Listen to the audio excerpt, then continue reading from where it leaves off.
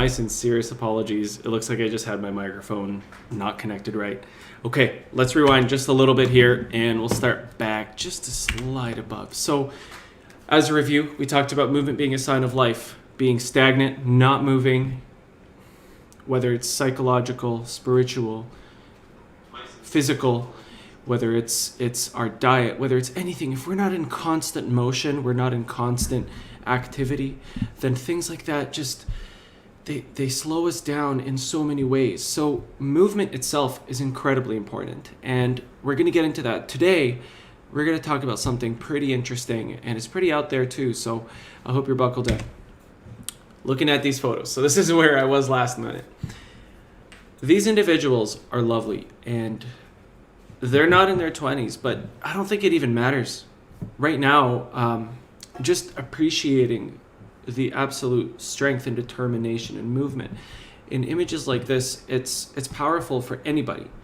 On the bottom left corner, you see there, this lady's holding something called the gymnastic L sit or V sit. It's a core movement. It's a performance, but also an exercise and routine.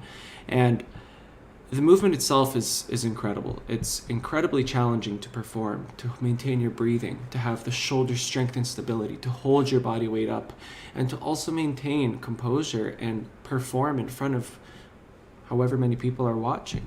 Same goes for running and different athletes of that sort. It's beautiful to see. And as people age itself does not necessarily mean that you can't do these things. And we often paint this picture for what that means. And we hold that to ourselves, and we hold ourselves accountable to this socialized concept of what it means to age. And you'll see soon that age is really just a number, and that's such an overused cliche of a sentence, but we're going to talk about that more. Yet another image here. This is a long jumper.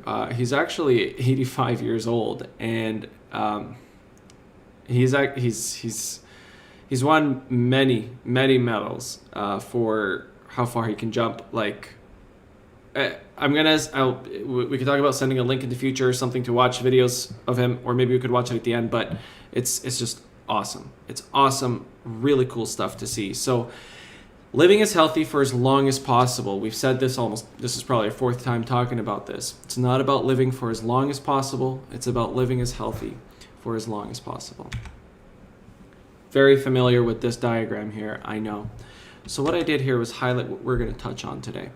We're going to look at nutrition and cognitive stability.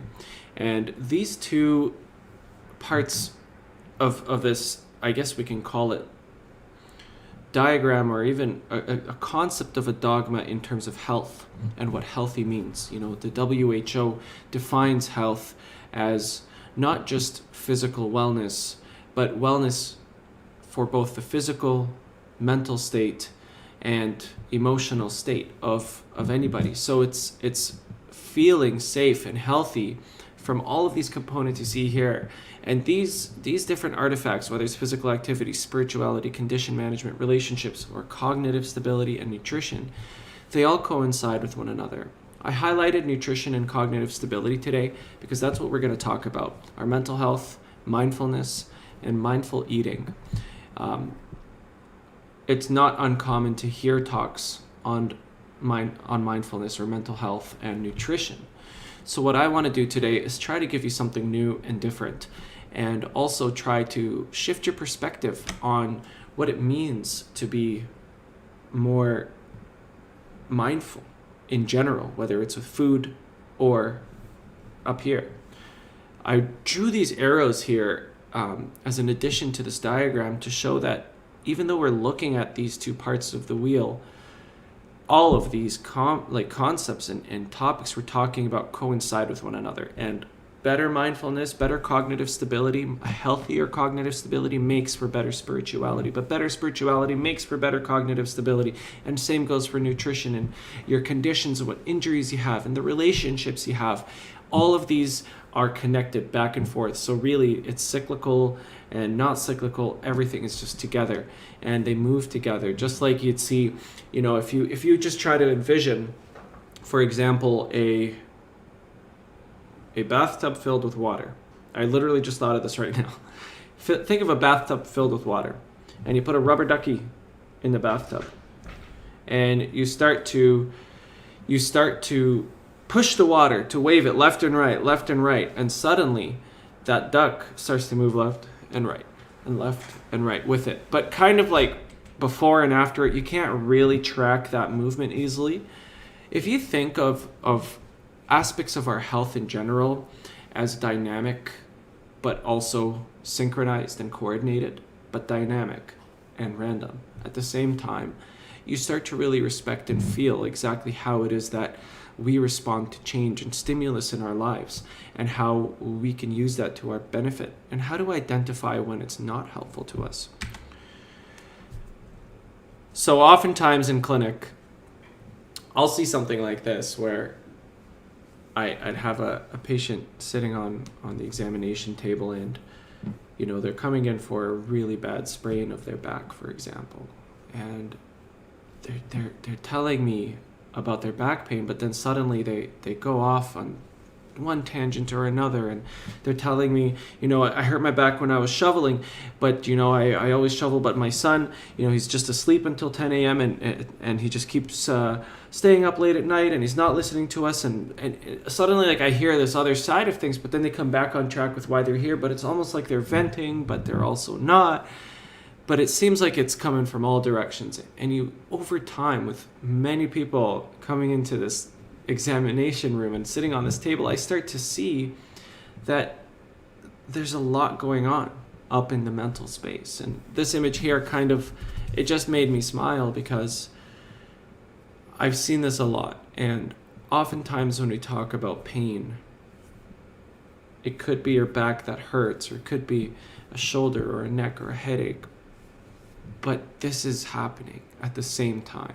So again, with that rubber ducky explanation, I hope that kind of explains a little bit on what we're getting at and where we're going to go with this today. What we're going to chat about today is mindfulness and mindful eating. We're going to cover the concept of intent and what it truly means and how it affects us, and how it can help today, immediately, if we start changing perspective, or even just acknowledging the right perspectives that we have on our intent. We're going to talk about the concept of being centered and how that can help us with our relationships, with ourselves, with others, and how it can also help us identify what we need to do to feel better right now. Or maybe not now, but tomorrow, or in a year, but at least being able to identify those things. Empty equals full. I can't wait to show you what this one means. We're going to get to that. I'm not going to spoil it. And then we're going to talk about mindful eating. And really it's about how I'm not going to talk about nutritionally dense foods or what to avoid or how to eat, because I do believe that there is a particular, there's a wealth of knowledge in what to eat and how to manage a diet. And we have so many great, wonderful members of SMSV and other people in our community that are dietitians, and they have so much knowledge, and they've presented before. And I think that maybe we could have another day where we just talk about healthy foods to eat. But what I want to talk about today specifically in terms of mindful eating is what that actually means, and how this plays a very large role in your general health and the outcomes of your health, and how it will also help with the nutrition that you eat. So, mindfulness and mindful eating. Today, we're just going to get right into it, starting with intent. Oftentimes we think that this is what mindfulness means or meditation means, and I think that this picture is actually really funny. So, the lady on the left is thinking, meditation's so hard. How do you keep one thought in your mind for this long? And I don't know if it's her brother or partner or his child, but that's all they got in their mind, and it works. And in a way, this is a joke, but it does play a role with what we're about to get into in terms of being able to take thoughts one thought at a time. Starting with intent. Intent is our true prerogative. It's our true want or reason behind why we do what we do. Intent is the root term for intention. And what it means is, again, what I meant to do. So when somebody, will oftentimes hear the word as intention or intent is, that wasn't my intent. That was not my intention. Which is, in a conversation with somebody, if you were offended by something someone said, or I offended someone by saying something, I would go and say, it wasn't my intention to upset you. All I wanted to do was tell you about ... the broken glass on the ground. I'm not trying to tell you that you're careless, but there's broken glass that fell.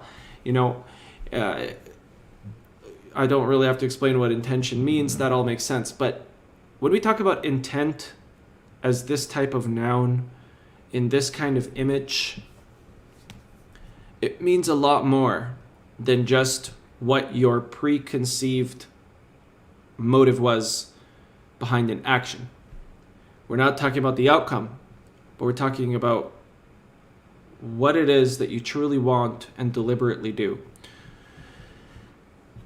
Honestly, this photo here speaks to me a lot. It's something that I've had stored in my phone for a very long time as well, and I just came across it again. And really, somebody it's a graphic of a man who just climbed his ladder to this big sign pointing that way. And I guess he went up there and he broke it down and shattered the glass and painted over it and wrote intent, and the arrow's pointing the other way. This is basically what this whole 5-part series on aging and health and how to make it as good as possible is about. Not following what everyone says or has said in the past you should be or do.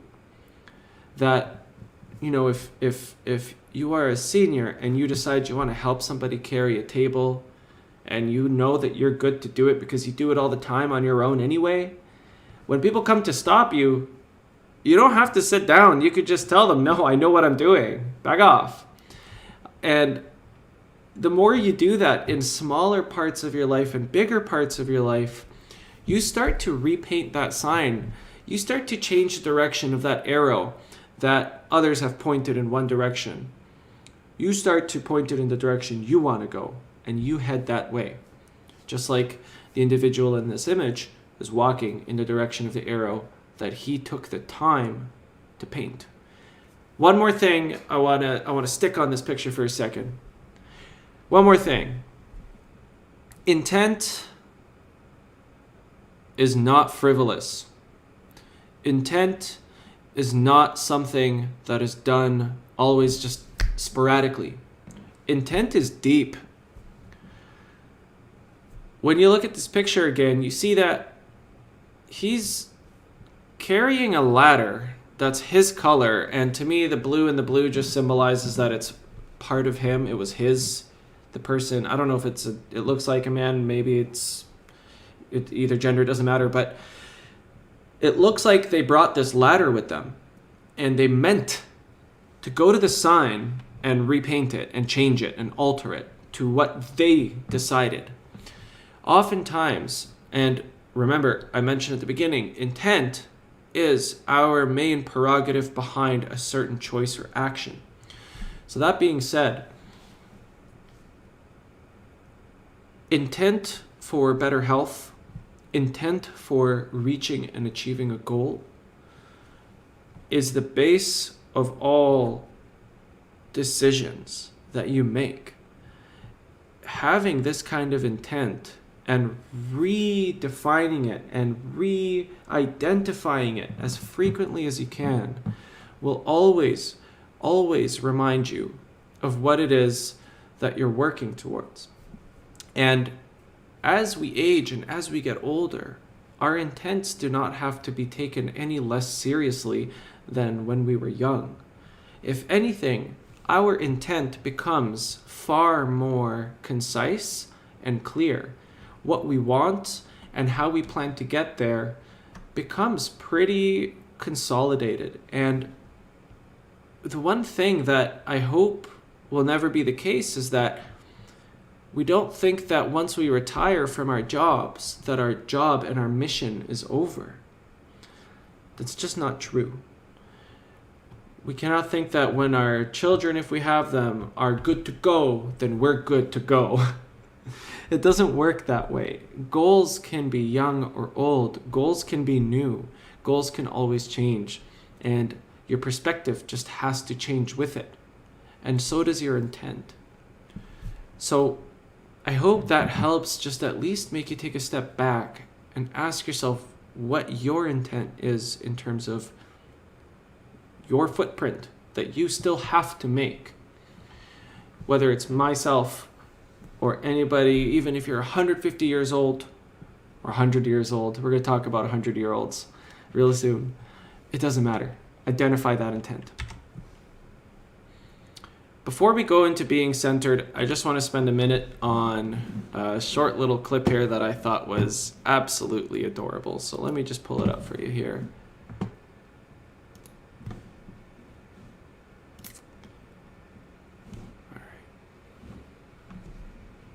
All right, here we go. Online. Tesco's coming tomorrow. We always had fresh food when we were youngsters. Always. Straight from the garden, into the pan, and onto the plate. Skimmed milk, kitchen towels. 6 ounces of flour, 2 ounces of sugar, and 6 ounces of butter. Butter. Apples or gooseberries, lots of gooseberries. Shepherd's pie. I don't have many failures. If I'm making a cake and it fails, it becomes a pudding.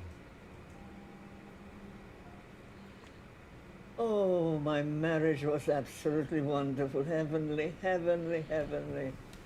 I lived with him from the age of 16 until he died at I think it was over 70. I wanted to marry a handsome man and a man with good manners, and I had both. We did have problems, but we got through them. And I think nowadays people give up too easily. I'm always optimistic, and she was always pessimistic. So we got on very well together.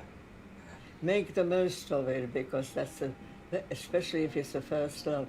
There's nothing like it.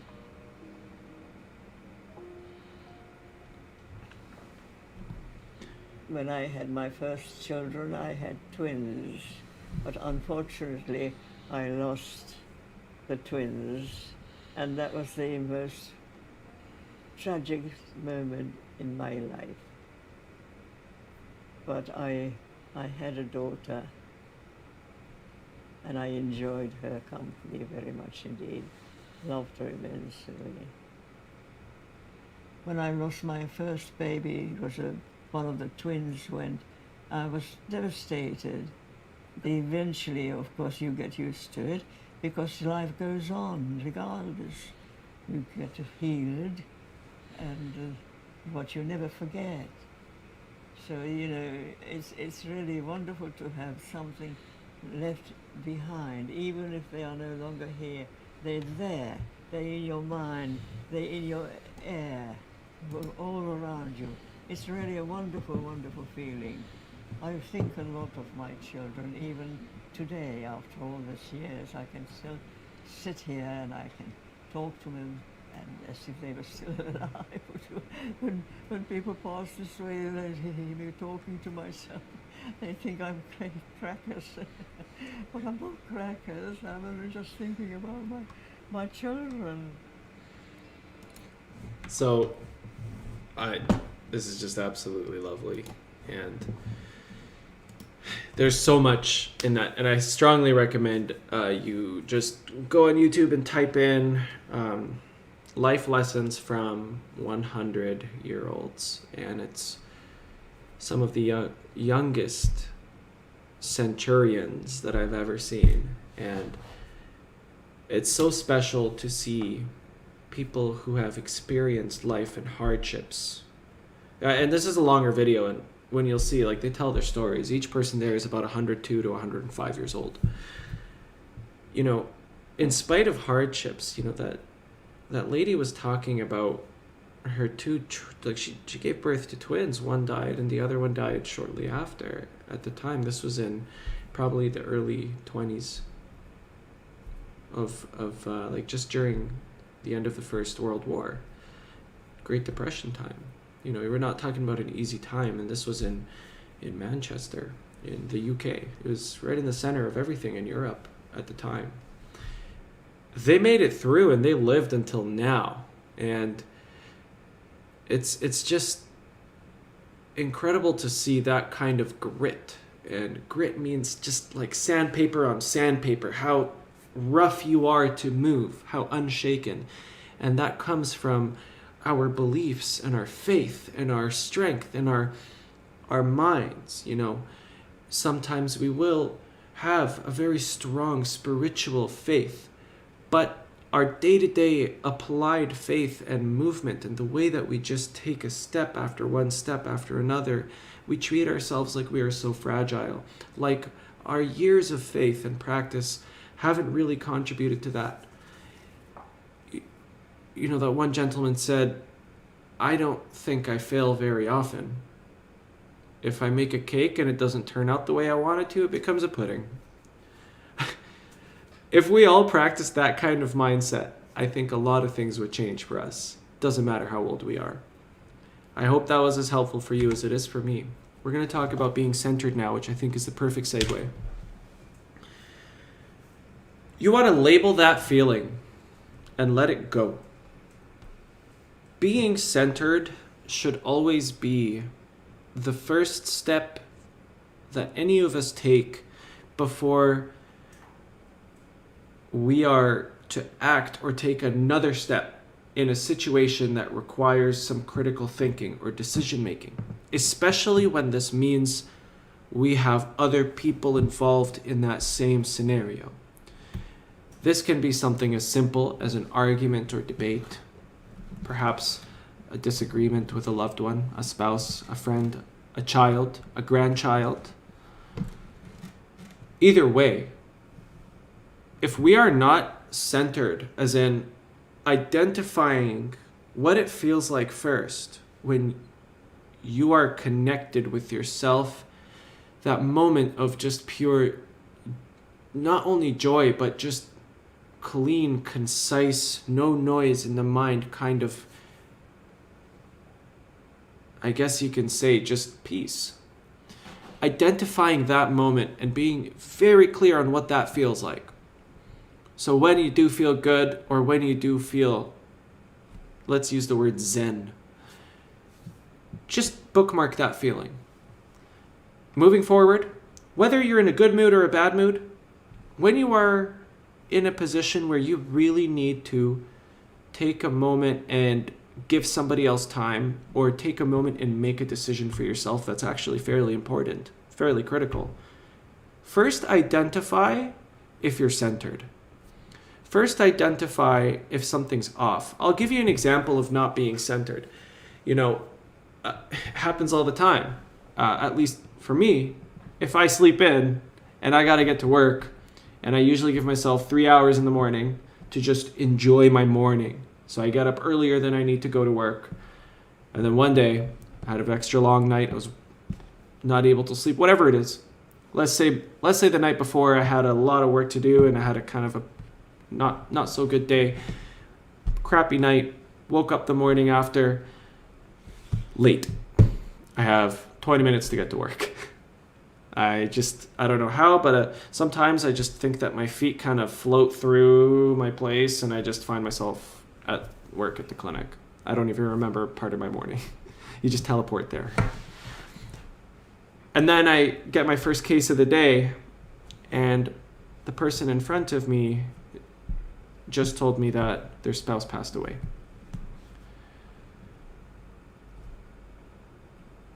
If on my drive to work, or before I saw that patient, I didn't take a second to just take a deep breath and assess how I felt, that I'm off my center, things have changed. Or let's say I didn't even sleep in that night or that day. Let's say I too had a really bad experience this week and it's been just weighing me heavily. Acknowledging that allows me to accommodate for that feeling when interacting with others. And this is so important because the next thing we're going to talk about, which is emptying equals filling, filling equals emptying, is coinciding with being centered. It's the basis of communication with ourselves and others. So what I recommend is label that feeling you have and just let it go. Whether that's done through prayer, whether that's done through just mindfulness and meditation, just sitting in a quiet corner and closing your eyes and breathing it out. I think that the older we get, the less that we work, our day-to-day job, we have a little bit more time when we retire, but then we don't because we register ourselves into doing so much more now that we're free. That being said, finding a second to just take to yourself and identify what you're feeling, good or bad. You could be off-centered from some really good news and have a completely distorted sense of reality. And that could also cause harm to yourself and others around you. So take a moment just to acknowledge it and just let it go. Give thanks for any experience, positive or negative, because it's just that. It's an experience and it's changed you. It's added to you. You know, the Snoopy picture, I love it. Every time you find some humor in a difficult situation you win. And, you know, if you haven't noticed, my approach to presentations is through comedy and funny slides. And on that topic, when I said find a corner, I know sometimes this is what we look like when we need to think. And just take a second at that. Thinking about the meaning in life. It's just as epic as it looks. And it does go a very long way. So let's talk about empty equals full. This really plays a big role when we talk about relationships with other people. And I think relationships with other people also mean a lot to our own mental health. But I also want to talk about this from a mental health side as well. You know, this image, and this is a famous quote from a Buddhist philosopher. He said, when you realize there's nothing lacking, the whole world belongs to you. I know we have very similar verses spiritually that we know of that mean the same thing. And, you know, just as a reference to the Coptic liturgy, whenever we're told to give thanks, I don't know if you ever notice people going this way and this way. They kiss their hand this way and they kiss the back of their hands as well. And what that means is we're basically giving thanks to our Lord for everything that we have and everything that we don't have. Thank you for what I have and thank you for what I don't have. And that's the idea of nothing lacking. It's that feeling of being thankful for the moment, for what is here. Appreciating those kind of remarks, when you make them to yourself constantly, all the time, it starts to affect you and you begin to believe it. And as you believe these things, you start to have a healthier mind, a healthier emotion, a healthier center. Filling is the same as emptying. And let me try to explain this as best as I can. Let's just say it's a dialogue between one person to the other. Let's say it's between husband and wife. And I don't know if you've ever noticed this, but if you're in a debate or an argument with your partner or with anyone else even, doesn't matter, someone you don't agree with, and the debate's starting to get a little bit heated. It's just little sparks turning into bigger sparks, turning into very big sparks, right? No shouting, but the language used and the arguments made, both parties get, at least for myself, I get so focused, I'm lasered in, and so are they. And we become experts on the topic we're talking about, even though we have no idea what we're talking about. Better yet, though, I've done this, others do this. When you're listening to the other person's argument or just listening to somebody else, how often do you notice that you start preparing your response before you actually hear everything? And that right there is probably one of the hardest things to just take a second and fix. It's really hard to change that. And the reason it's hard to change that is because you want to give. You want to give. It's not that somebody is not allowing the other to speak. It's that the other person wanting to share what they think wants to give, and they're excited about what they want to say. And they also feel like what you are saying already warranted a response that they have made because they heard it midway through. It's a lot of talking.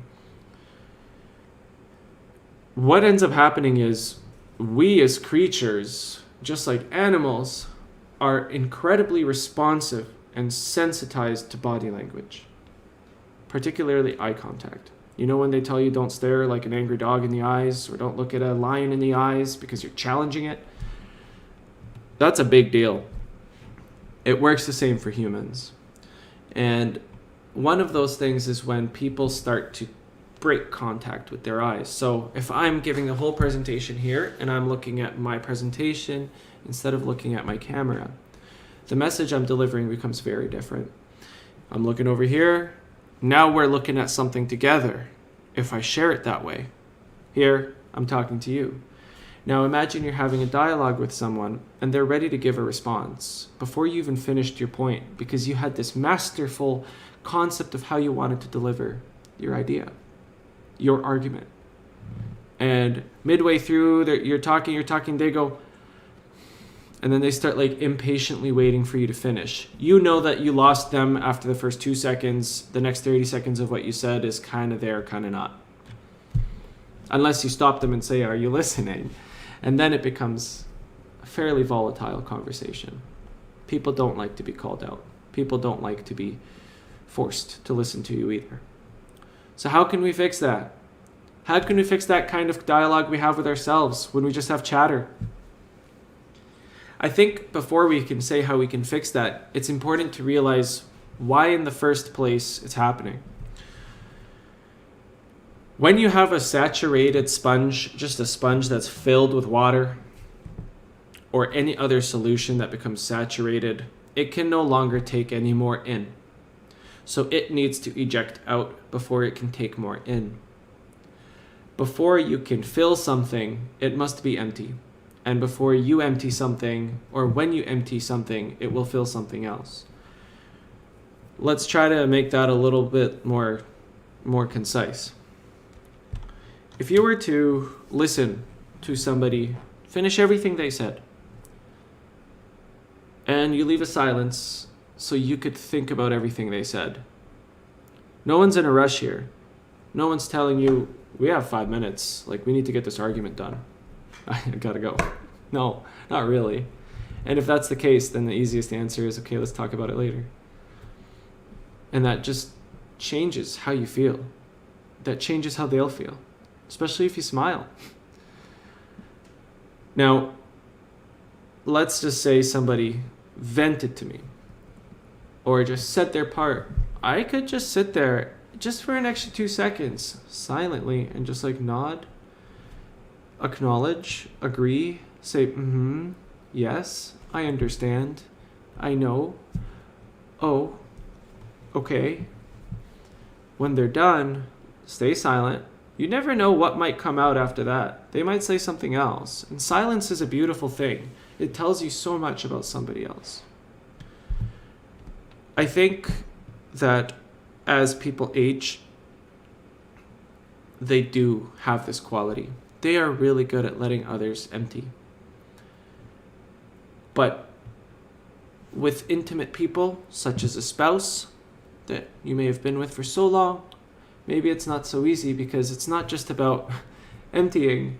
It could also be just tuning somebody out until you hear the silence and it's time for you to just prove your point or say your point, and that's it. Conversation's done. You can walk out and leave the room. That's not what I meant. What I mean to say is, when you empty somebody and you let them vent and say their part, you can then fill them with what you think, and they will be more willing to accept it. Think about that for a second. How about how this applies to ourselves on a personal level? You must also be comfortable with emptying yourself, mentally, emotionally, your ideas, your thoughts, your fears, your concerns, before you can accept something new. From a spiritual side, whether that's speaking with a father of confession or sharing your feelings with a spouse, just something that's burdening you, something that has really just weighed you down, or if you have a family member that you just haven't reconciled with, but you are so full with what you've been thinking about in the past decade or longer or shorter, that you have no more space to give someone else when they need you to empty them. It doesn't even become an option. It doesn't become something you've even thought of. This approach, ever since I've learned it, and I'm very new to this concept, I learned it from a speaker named Marsha Martin. She is the CEO of communication at Hard Rock.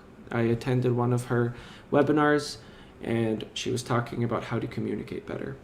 And she discussed emptying and filling and being centered. Step 1 is to center. Step 2 is to empty first before you fill. Try it in your life as either you are the one filling or you are the one emptying. Regardless, simply put, if you keep eating but you don't eject, you won't eat anymore until you do. And my apologies, everybody, but it's the same. It's how we function. It's the way we work. Our body language matters. You have to be available and centered and ready, from how you carry yourself, how you communicate, where your eyes go, how you listen and how you speak. Things change when people are heard and listened to. And it's as easy as, it's effortless. You just have to listen. You have to listen to yourself too. It's the same thing. Okay. I hope that made sense. And if you need any more clarification, just reach out. You can write a comment. You could send us an email and we could talk about it more. Or maybe I could find more resources that can explain this if you really find it's hard to listen. And not just listen in terms of the disciplinary term listening, but actually listening to your own voice too. Let's move on to mindful eating. I think this subject here will be the easiest and yet the hardest, because there's a lot of onus on your part to really mean it when we talk about mindful eating. And this is something that we do all day. We eat every day. So there's a lot of, you could think about it in two ways. There's a lot of places where someone can fail with how they consume food, but there's also a lot of opportunities to succeed and do amazing, one bit at a time. So it's really not a punitive thing to start thinking about mindful eating. It usually starts like this, right? On the left, we look at the mirror one day and we decide we want to diet. Next afternoon, it's lunchtime, we're on our second meal and we look like the kitty on the right. And it's not fun. What if it's not about this? What if it's not about looking a certain way or eating, restricting yourselves in a very rough and painful way to eat a certain way either? What if it should just start with the concept of eating with mindfulness? And we're going to get into that. But usually it starts with the monkey and then the kitty. And then after that, Sunday comes and the Father gives us the blessing bread at the very end of a liturgy, and we say, Sunday carbs don't count. Let's have some urban. We'll have the blessing bread from Abuna. Maybe I'll take like an extra big handful, but this is the good stuff. There's no calories in this. I know I've said it before and I've heard people saying it. Let me know what you all think too. Mindful eating. This is a great graphic here just to kind of understand what it means. But before we even hop into mindful eating as its definition, as the papers that were published in this term of mindful eating, let's just define it from a very practical sense. Mindful eating means being conscious about the quality and intent behind what you use as fuel for your body, but also what you use as fuel for your mind and your soul. Food does not always just have to be healthy. It has to be something that you enjoy when you want it to be enjoyable, when you have the intent for it to be enjoyable. This is a very important component. It does not just have to be high in its macroscopic density. It doesn't just have to have the perfect ratio of fat and carbohydrate and protein. It's not only about that. It needs to look good. Or maybe it doesn't if you don't want it to, because that's the mood you have. But it has to have some kind of aesthetic. It has to have some kind of taste or smell. It has to have some kind of connection to it, a history to it. Like my fiance makes some of the best banana bread you will ever have. And I know my fiance, I say it like that, it's Dr. Shannon. When she makes her banana bread and she makes it for me, there's always a history to it now. It's not that I'm just going to eat this whole loaf of banana bread and, regret it. No, it's the history behind it. It's that this is the one thing that we share, but it can go older than that. It can be mom's or grandma's 2-3 decade old molokhia recipe, and she made it now, and it's just sacred to you. It's not just about the taste of it, it's the act, the giving, the love of it. Or if it's one thing that has become very important is couples cooking together and taking their time with the food that they are about to consume, because there's more value in it than just its nutritional density. That's a really important thing when it comes to being happy and being healthy. But let's just look at the formal term, and then we're going to break it down a little bit more. We're almost done. Mindful eating. Tasting versus mindless munching. So the top blue one is kind of on its side there, right? Right up there. Being aware. It's not a good idea to just walk by something, grab it, and pop it in your mouth and eat it. I would say to be mindful about the food you eat, maybe just make one rule: sit down when you want to eat. Just sit down when you want to eat. Believe me, I moved here to Waterloo to work as a chiropractor in this clinic, and I would prepare my meals, and I thought it was the best, smartest idea, because I work morning until 8 p.m. I get home, it's almost 9 o'clock. I haven't eaten anything yet.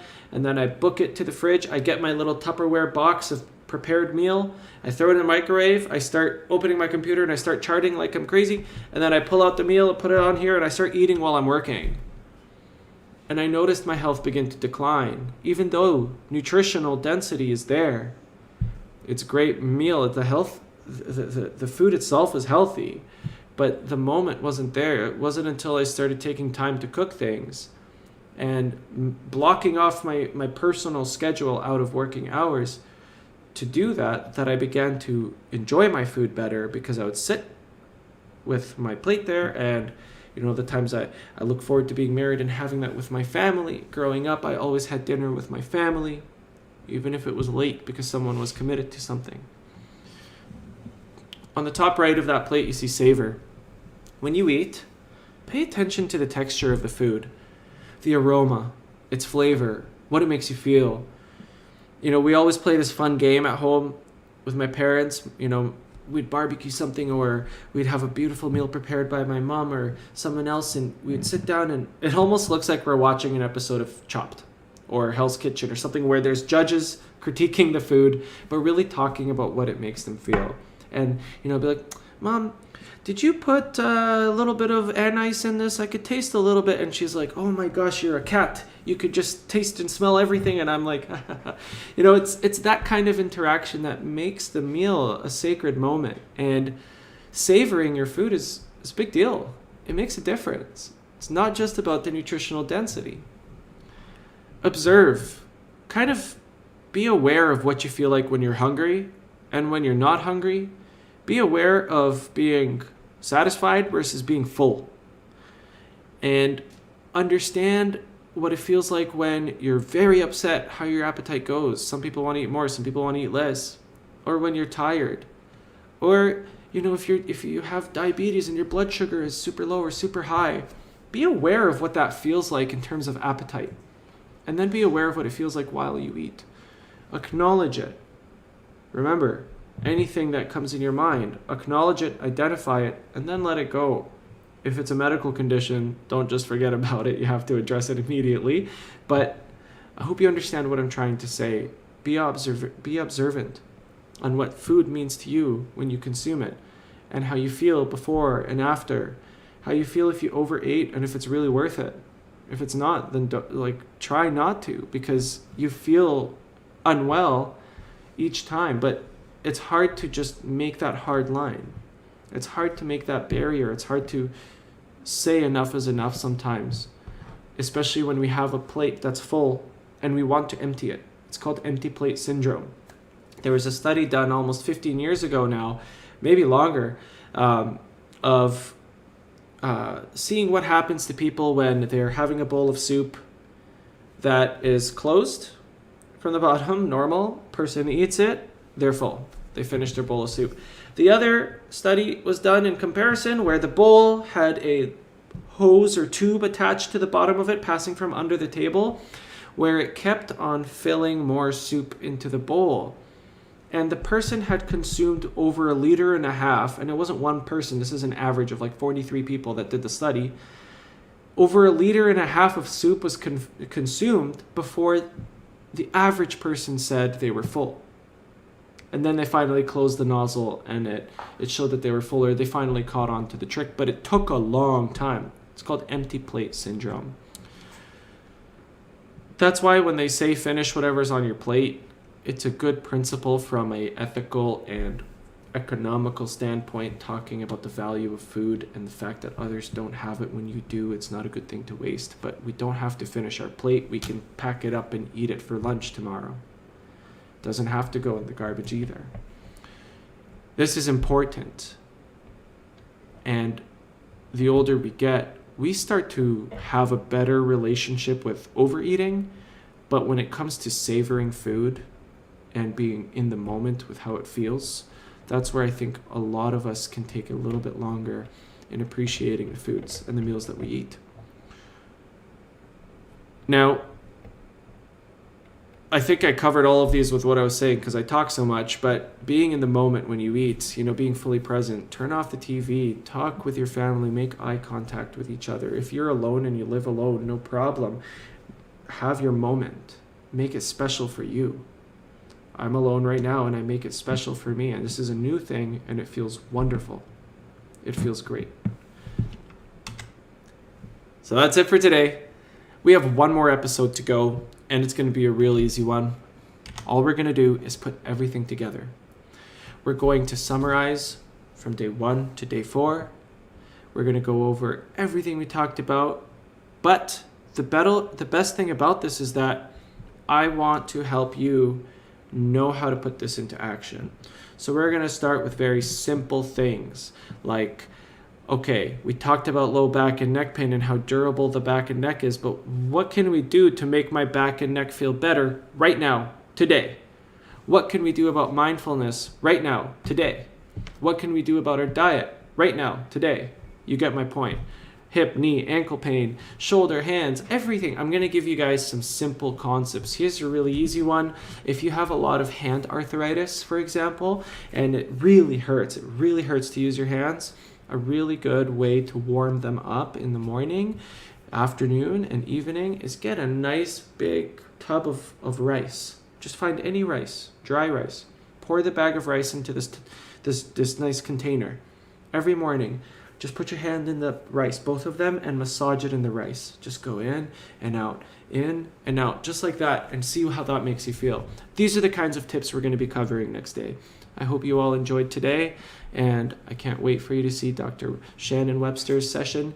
She's going to make you all sweat again, and I know I've heard from a lot of you that some of the exercises, and she knows about this too, some might be hard to do on your feet or on the floor. And what Dr. Shannon did was she's giving you a full hour of workout. She's not asking you to do the whole hour, but she's giving everybody of different levels of skill, different level of interest, different options of what to do. So you can hop into the workout and take a break and sit back and breathe and drink some water and then hop in again when you feel like it. So any feedback's always appreciated. And we love you guys. Be well. We'll see you soon.